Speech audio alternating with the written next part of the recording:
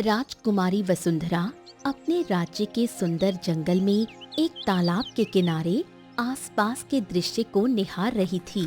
तभी उसका पिता राजा सूरज वहां आ पहुंचा। राजकुमारी, अब हमें वापस चलना चाहिए। पिताजी, कुछ क्षण और रुकिए। देखिए ना, कितना सुंदर दृश्य है। ऐसे दृश्य बार बार देखने को कहाँ मिलते हैं। मौसम भी सुहावना है और हल्की हल्की ठंडी हवा भी है। देखिए ना, कोहरा भी बढ़ने लगा है, जो दृश्य को और सुंदर बना रहा है। राजा सूरज बढ़ते हुए कोहरे को देखकर चिंता भरे स्वर में बोला। देखिए राजकुमारी, अचानक से बढ़ता हुआ कोहरा ये हमारी चिंता का विषय है। आप समझिए। पिताजी, ये पहाड़ी इलाका है और यहाँ कोहरा अक्सर इतनी ही तेजी से बढ़ता है। अगले ही पल रंग बिरंगी किरणों से एक व्यक्ति वहाँ प्रकट हो गया। उसे देखकर राजा सूरज और वसुंधरा दोनों चौंक गए। जादूगर प्रताप, तुम्हारी मेरी पुत्री से विवाह करने की इच्छा कभी भी पूरी नहीं होगी। राजमहल से हमने तुम्हें धक्के मारकर बाहर निकाला था, इसके बावजूद भी तुझे समझ में नहीं आया। अचानक से तू हमारे सामने प्रकट होकर अपनी जादुई शक्तियों से डराना चाहता है क्या? अगर ऐसा है तो ये तेरी भूल है। मत भूल जादूगर कि मेरे राज्य में भी शक्तिशाली से शक्तिशाली मायावी शक्तियों की जानकारी रखने वाले लोग हमेशा उपस्थित रहते हैं।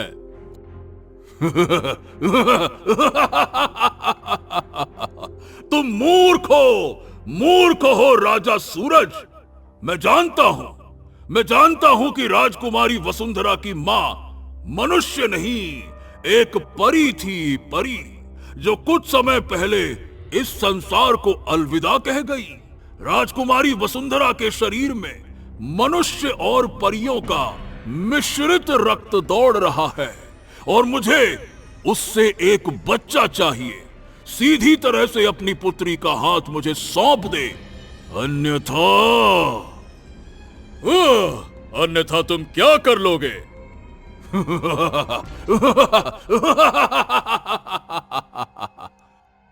जादूगर प्रताप हंसने लगा।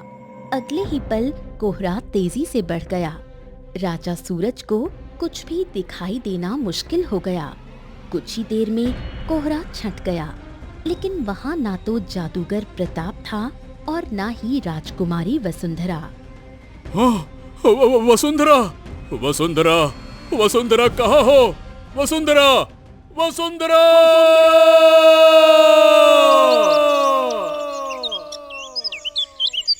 जंगल में राजा सूरज की आवाज घूमकर उन्हीं के कानों में टकरा कर लौट आई। इस घटना के कुछ समय बाद चंदन नगर गांव का मुखिया अपने गांव की सीमा पर खड़ा था। तभी एक बैलगाड़ी वहां आकर रुक गई। बैलगाड़ी में मुखिया का भतीजा अशोक बैठा था। वो पहली बार चंदन नगर आया था। बैलगाड़ी पे होकर सवार चला बबुआ, बैलगाड़ी। अरे चाचा जी, आहा, आप इस गांव की सीमा पर मेरे इंतजार में खड़े थे क्या?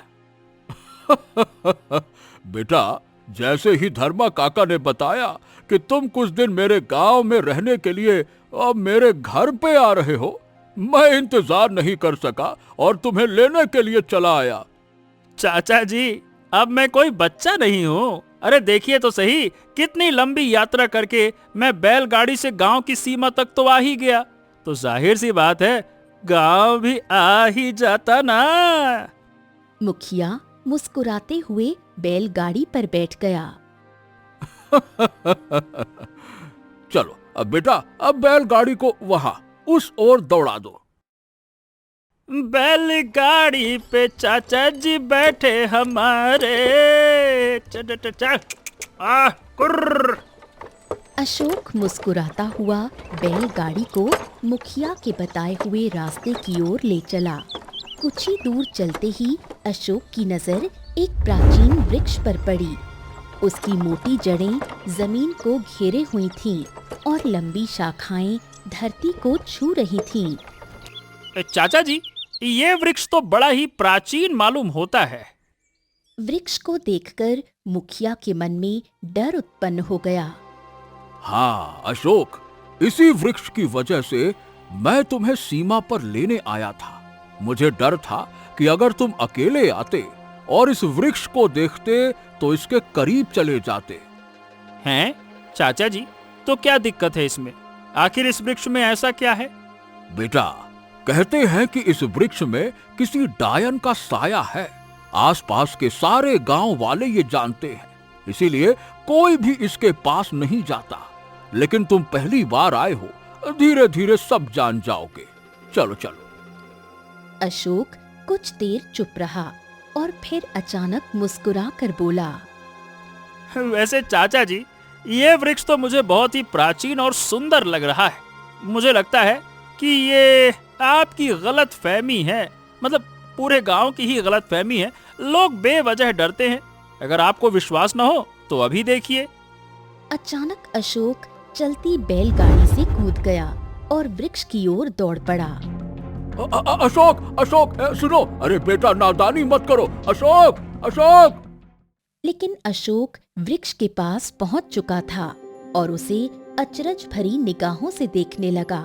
तभी उसके कानों में एक स्त्री की आवाज गूंजी, मेरी मदद करो मानव, मेरी मदद करो। ये सुनकर अशोक डर गया। हाँ, हाँ, हे भगवान, इसका मतलब चाचा जी सही कह रहे थे। जरूर ये डायन की आवाज है। मैं डायन नहीं हूँ।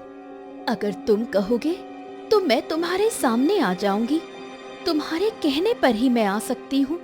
जब तुम मुझे देखोगे तो विश्वास करोगे कि मैं डायन नहीं हूँ। मेरी मदद करो मानव, मेरी मदद करो। अशोक बुरी तरह कांप गया। वो दौड़कर बैलगाड़ी की ओर आ पहुंचा। चाचा जी, आप सही कह रहे थे। मुझे क्षमा कर दीजिए। जैसे ही मैं वृक्ष के नीचे गया, किसी स्त्री की आवाज मेरे कानों में गूंजी। वही तो बेटा, मैंने तुमसे मना किया था। चलो अब जल्दी से यहाँ से चलो। चलो चलो चलो। अशोक तुरंत बैलगाड़ी को तेज तेज वहां से दौड़ाने लगा और कुछ ही देर में वो दोनों चंदनपुर गांव पहुंच गए। अगले दिन पूरे गांव में यही बात चर्चा का विषय बनी हुई थी। अशोक गांव की चौपाल पर अन्य लोगों को इस घटना के बारे में बता रहा था। अरे भाई अशोक, तुम्हें वहां पर नहीं जाना चाहिए था। तुम इस गांव में पहली बार आए हो। अब मैं समझ सकता हूँ, लेकिन मुझे क्या पता था। मुझे तो लगा था कि गांव वालों के मन में बेवजह का डर है, जिसे मैं समाप्त कर दूंगा। अच्छा, चलो ये तो अच्छा हुआ कि तुमने उस चुड़ैल से ये नहीं कहा कि सामने आ जाओ। क्या पता वो तुम्हारे सामने आकर तुम्हें मार देती तो। अरे क्या बात कर रहे हैं? क्या मैं मूर्ख हूँ?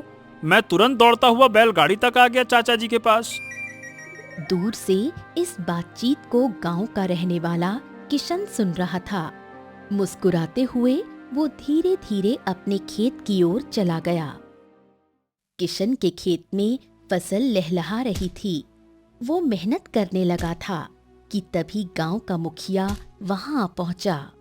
अरे किसान, तुम्हारी फसल तो भगवान की कृपा से बहुत अच्छी हो रही है। आखिर हो भी क्यों ना, तुमने इस बार बहुत अधिक मेहनत की है। मुखिया जी, आप तो जानते ही हैं कि मैं अनाथ हूँ। मेरे कंधों पर मेरी जवान बहन की जिम्मेदारी है, जिसका विवाह कुछ दिन बाद होने वाला है। मैं नहीं चाहता कि उसके विवाह में किसी भी तरह की कोई कमी रह जाए, इसीलिए मैं जान लगाकर मेहनत कर रहा हूँ ताकि मेरी अच्छी से अच्छी फसल हो और राज्य में अच्छे दामों पर बिके, ताकि मैं अपनी बहन का विवाह धूमधाम से कर सकूं। चिंता मत करो किशन, मेरा और सारे गांव वालों का आशीर्वाद तुम्हारे साथ है। हम सब तुम्हारे बहन के विवाह में शामिल होकर उसके संग हाथ बटाएंगे। किशन मुस्कुराने लगा, लेकिन अचानक गंभीर हो गया। मुखिया जी, आपका भतीजा अशोक चौपाल पर बता रहा था कि वो उस वृक्ष के नजदीक चला गया था। अरे धात तेरे की, अब तुम्हें क्या बताऊं किशन। उसे मैंने बहुत समझाया लेकिन वो माना ही नहीं। अचानक से दौड़ता हुआ पेड़ के पास जा पहुंचा और बस फिर तुरंत ही डरता हुआ वापस आ गया। अरे ये आजकल के लड़कों को तो तुम जानते हो, इन्हें बड़े बुजुर्गों की बात मजाक लगती है। चला था इस डर से गांव को मुक्त कराने और खुद ही घबराता हुआ डरता हुआ मेरे पास भाग कर आया। चलो। इतना कहकर मुखिया वहां से चला गया। किशन कुछ देर खेत में काम करके दोपहर के समय अपने घर पहुंचा। घर पर किशन की बहन राधा रसोई में थी। भाई को देखते ही वो मुस्कुराई। भैया, मैं आप ही का इंतजार कर रही थी। दोपहर का खाना कब का बना चुकी हूँ। बस सोच रही थी कि आप जैसे ही आ जाएं तो गर्मा गर्म रोटियां बना दूं। आपको गर्मा गर्म रोटियां बहुत पसंद है ना? आहा।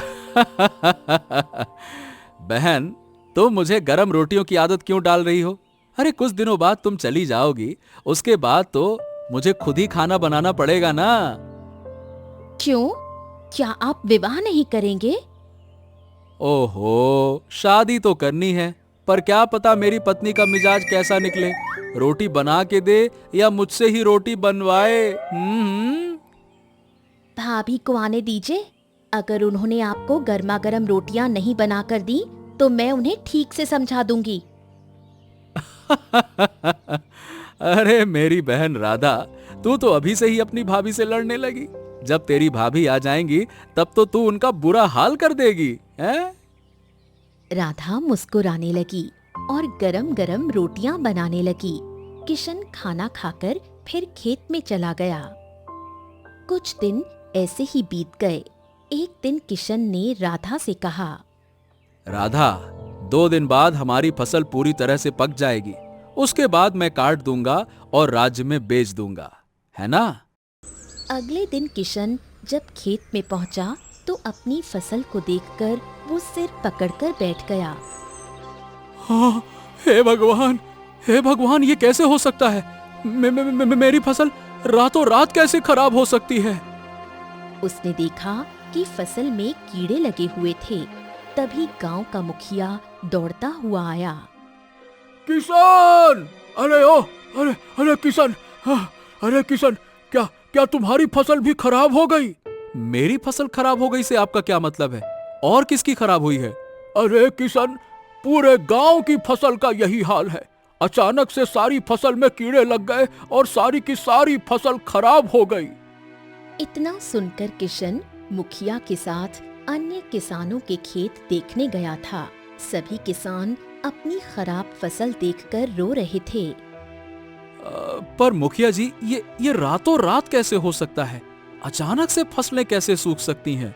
अरे वही तो बेटा, मेरी कुछ समझ में नहीं आ रहा किशन। तभी एक व्यक्ति दौड़ता हुआ आया। मुखिया जी, हाँ मुखिया जी, तालाब अचानक से सूखने लगे हैं और गांव का पानी भी खाली हो गया है। हैं? अरे क्या मतलब है तुम्हारा? अब मतलब यही है कि गांव के तालाब का पानी तेजी से घट रहा है और जिस रफ्तार से कम हो रहा है कि ऐसा लगता है कि शाम तक तो बिल्कुल खत्म हो जाएगा।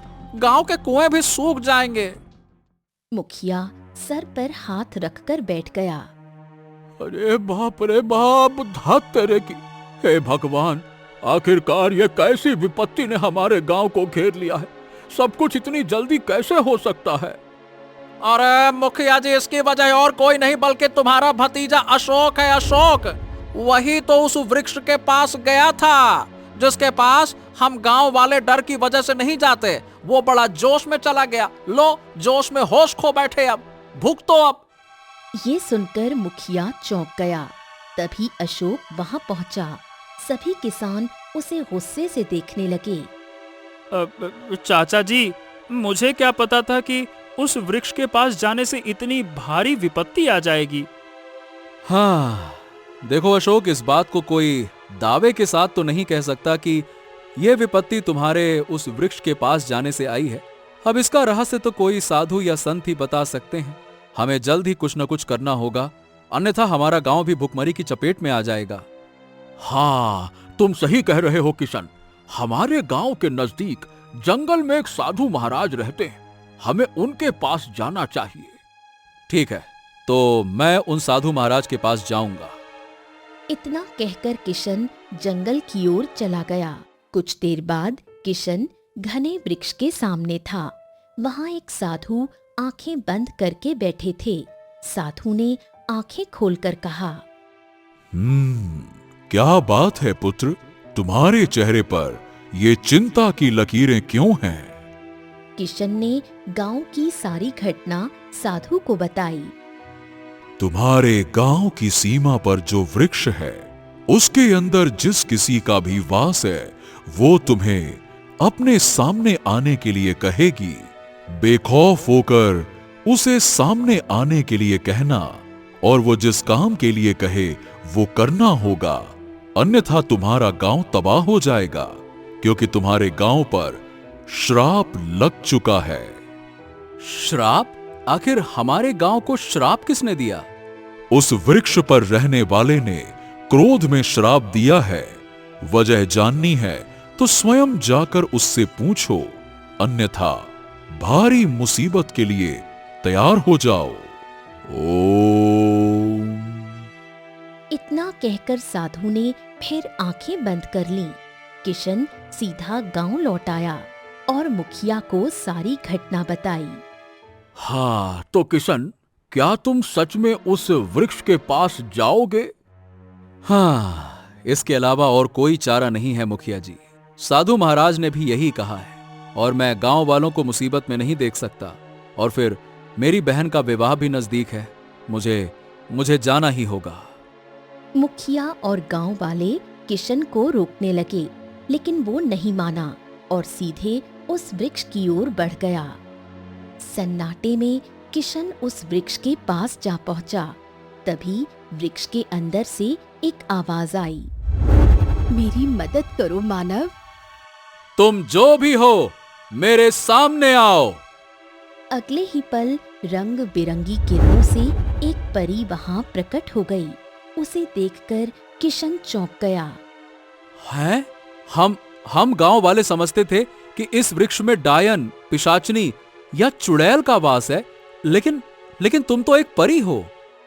हाँ, जब भी कोई मनुष्य इस वृक्ष के नजदीक आया, मैंने उससे कहा कि मेरी मदद करो और मुझे सामने आने की इजाजत दो, क्योंकि हम परियां जब तक मनुष्य की अनुमति ना हो तब तक उसके सामने प्रकट नहीं हो सकती।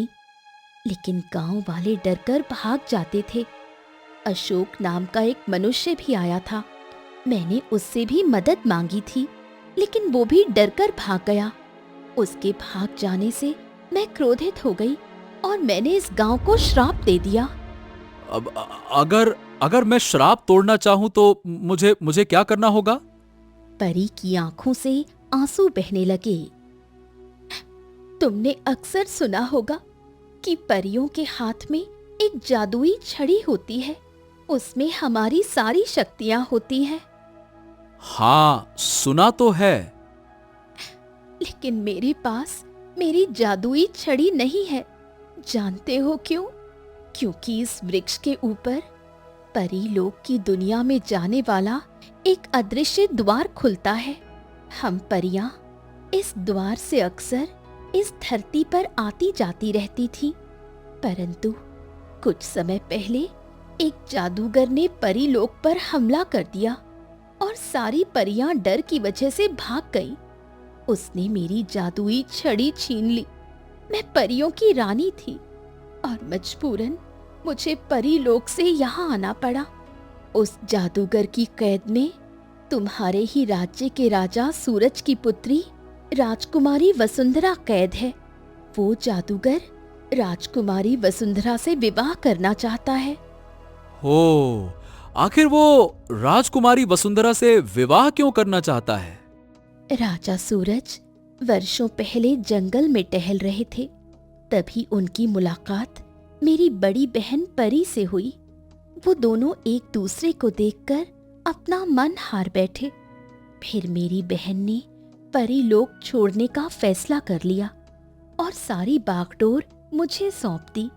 इसके बाद उसने राजकुमार सूरज से विवाह कर लिया। विवाह के बाद मेरी बहन ने वसुंधरा को जन्म दिया, लेकिन जब वसुंधरा कुछ वर्ष की हुई तब मेरी बहन संसार छोड़कर चली गई। जादूगर प्रताप वर्षों से परीलोक पर आक्रमण करने की सोच रहा था और अमर होने का भी विचार कर रहा था।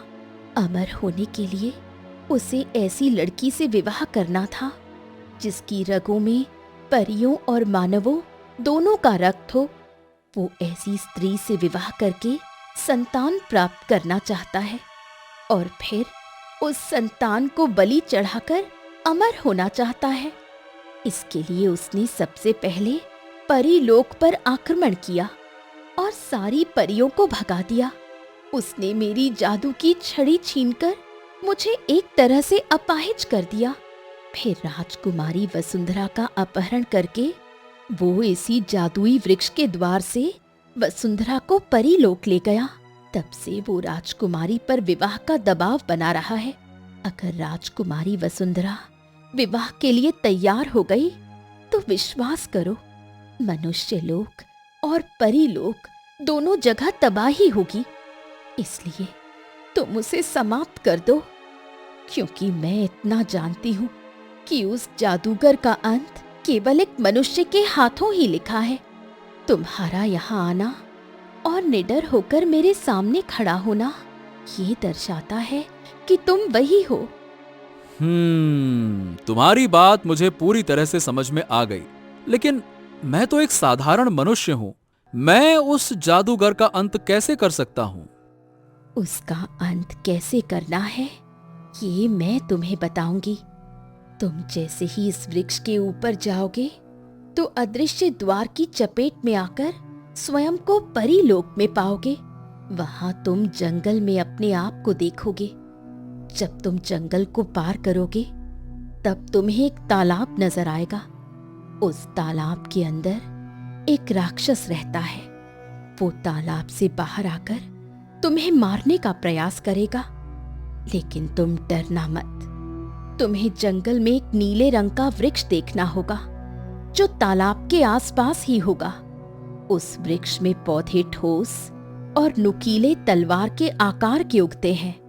तुम्हें तुरंत उनमें से एक पौधा तोड़ना है और सीधा राक्षस पर वार कर देना है। ऐसा करते ही राक्षस जलकर राख हो जाएगा। फिर वो राख एक अंगूठी में परिवर्तित हो जाएगी। तुम्हें वो अंगूठी उठानी होगी और आगे बढ़ते जाना होगा। कुछ दूर आगे जाकर तुम्हें एक बेहद सुंदर स्त्री मिलेगी जो तुम्हें अपने प्रेम और सुंदरता के जाल में फंसाने का प्रयास करेगी, लेकिन तुम्हें बहकना नहीं है। अचानक उस अंगूठी को उसकी उंगली में पहना देना। ऐसा होते ही वो स्त्री एक तलवार में परिवर्तित हो जाएगी। उसी तलवार से जादूगर का अंत किया जा सकेगा। वहां जो सबसे सुंदर महल दिखाई दे, उसी महल में जादूगर रहता है। हाँ, ठीक है, मैं तैयार हूं। लेकिन मेरा एक प्रश्न है, क्या जादूगर को पता नहीं लगेगा कि मैं वहां पहुंच चुका हूं? वो बहुत अहंकारी है, राक्षस, और जो स्त्री तुम्हें मिलेगी वो उसी की माया होंगे। उसने अपने बचाव के लिए ये पूरा खेल रचा है। उसे अपने मायावी खेल पर बहुत भरोसा है। वो यही समझेगा कि तुम उसके रचे हुए चक्रव्यूह को पार नहीं कर पाओगे। याद रखना, अहंकार ही विनाश का कारण बनता है। किशन तैयार हो गया। ठीक है परी, मैं इस वृक्ष के ऊपर चढ़ता हूं। किशन तुरंत वृक्ष के ऊपर चढ़ गया। जैसे ही वो ऊपर पहुंचा, उसने देखा कि वृक्ष की एक शाखा बहुत ज्यादा लंबी थी। अरे बाप रे, इतनी लंबी शाखा तो मैंने कभी नहीं देखी। हो सकता है कि अदृश्य द्वार यहीं हो। किशन थोड़ी ही दूर चला था कि अगले ही पल उसने अपने आप को एक बहुत ही सुंदर जंगल में पाया। हाँ, लगता है मैं परीलोक पहुंच चुका हूं। ठीक है, परी ने कहा था अदृश्य द्वार दिखाई नहीं देगा। चलो मुझे अब आगे बढ़ना चाहिए। किशन आगे की ओर बढ़ने लगा। तभी उसे एक तालाब नजर आया। अगले ही पल तालाब से काला धुआं उठा और वो धुआं एक राक्षस की आकृति धारण करके उसके सामने आ गया। मूर्ख मनुष्य, क्या तुझे बिल्कुल भी आभास है कि तू है कहाँ? तू यहाँ आया कैसे? खैर, अब तू आ ही गया है तो यहाँ से वापस नहीं जा पाएगा। मैं तुझसे नहीं डरता। राक्षस क्रोधित हो गया। तू जाने का डर क्या होता है जब मैं तुझे उठाकर पटकूंगा। किशन राक्षस को बातों में उलझाकर इधर उधर देख रहा था। तभी उसकी नजर एक नील वृक्ष पर पड़ी। हाँ, परी ने बिल्कुल सही कहा था। इस नीले वृक्ष के पौधे नुकीले और ठोस हैं, ठीक तलवार की तरह। किशन ने फुर्ती से दौड़ लगाई और नील वृक्ष से एक पौधा तोड़ लिया।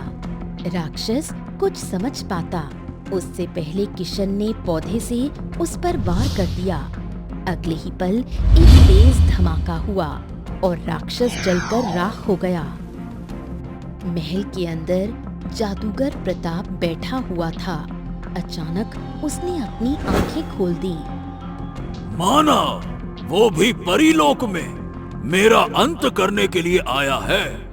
ओहो, उसने राक्षस को तो समाप्त कर दिया, परंतु वो मेरे उस हथियार को समाप्त नहीं कर पाएगा जो मानव की कमजोरी है। मायावी अपनी सुंदरता और रूप चाल में फंसाकर उसका होश छीन लेगी और जैसे ही वो करेगा, मायावी डायन बनकर उसका खून पी जाएगी।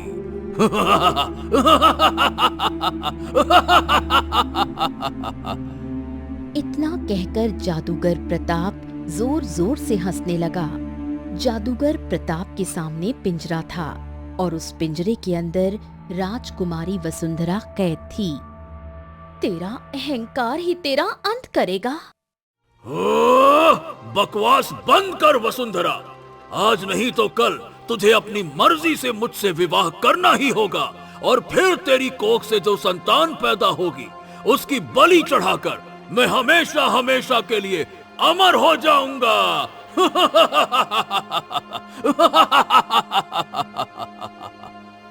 इतना कहकर जादूगर प्रताप जोर जोर से हंसने लगा।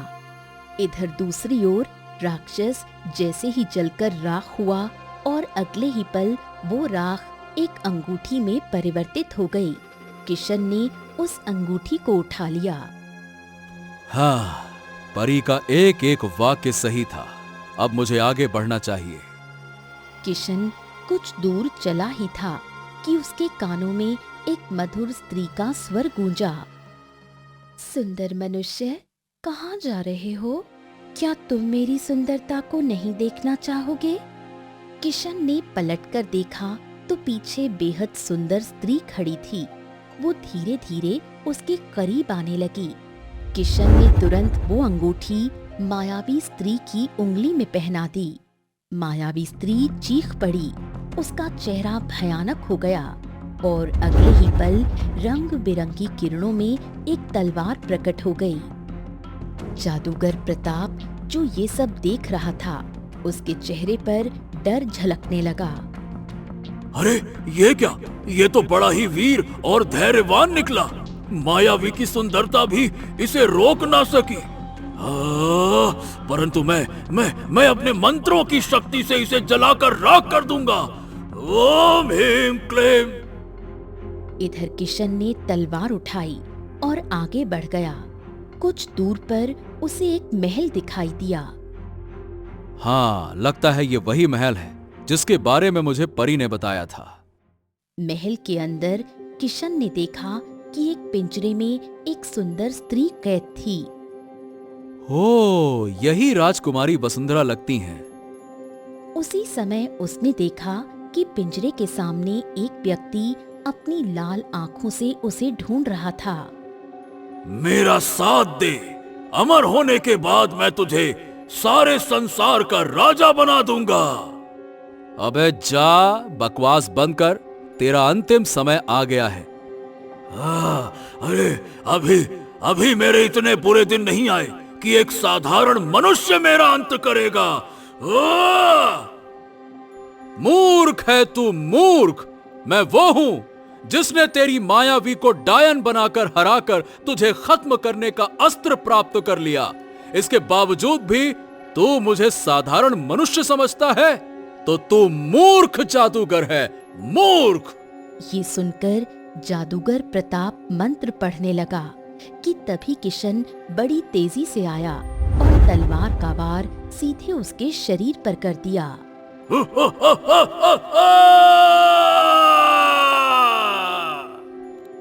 जादूगर चीखता हुआ जलकर राख हो गया। उसी पल पिंजरा गायब हो गया। राजकुमारी वसुंधरा दौड़ते हुए किशन के गले लग गई। आखिरकार तुमने जादूगर प्रताप को खत्म कर दिया।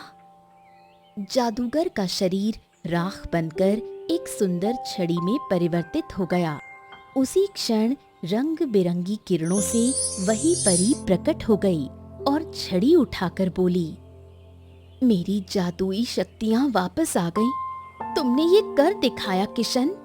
तुम्हारा गांव श्राप से मुक्त हो चुका है और राजकुमारी वसुंधरा को भी अपने साथ ले जाओ। महल में जाकर तुम्हारी वीरता की गवाही मैं दूंगी। इतना कहते ही परी ने अपनी छड़ी आगे की। छड़ी से किरणें निकली और किशन तथा राजकुमारी वसुंधरा वहां से गायब होकर उन्होंने अपने आप को पेड़ के बाहर खड़ा पाया। किशन राजकुमारी वसुंधरा के साथ अपने गांव पहुंचा। गांव में फिर से फसलें लहलहा रही थीं। मुखिया दौड़ते हुए आया और बोला, हाँ किशन, तालाब में फिर से पानी आ गया और गांव के कुएं भी जल से भर गए हैं। हमारे फैसले सही हो गए। शाबाश शाबाश। किशन ने सारी घटना सबको बताई। हाँ, अब हमारा गांव श्राप से मुक्त हो चुका है। मुखिया ने किशन की जय जयकार के नारे लगाए। किशन राजकुमारी वसुंधरा को लेकर राजा सूरज के महल पहुंचा। अपनी पुत्री को देखकर राजा सूरज की आंखों में आंसू आ गए। वसुंधरा सब कुछ विस्तार से बताने लगी। अगले ही पल वही परी प्रकट हुई और राजा सूरज से बोली, राजा, तुम्हारी पुत्री ने जो बताया वो सब सत्य है। राजा सूरज ने किशन को ढेर सारा धन दिया और कहा, हम तुम्हारी बहन के विवाह में अपनी पुत्री के साथ स्वयं शामिल होंगे।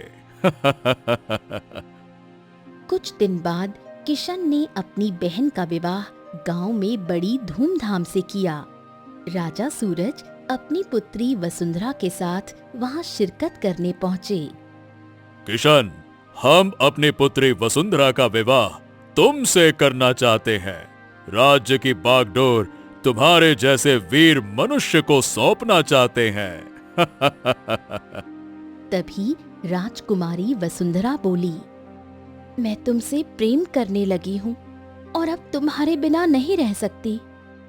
किशन मुस्कुराने लगा और वहीं पर किशन और राजकुमारी वसुंधरा का विवाह हो गया।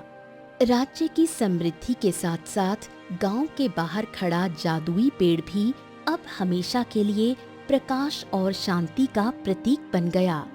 लोग कहते थे, जब तक ये जादुई पेड़ खड़ा है, इस भूमि पर बुराई कभी सिर नहीं उठा सकेगी।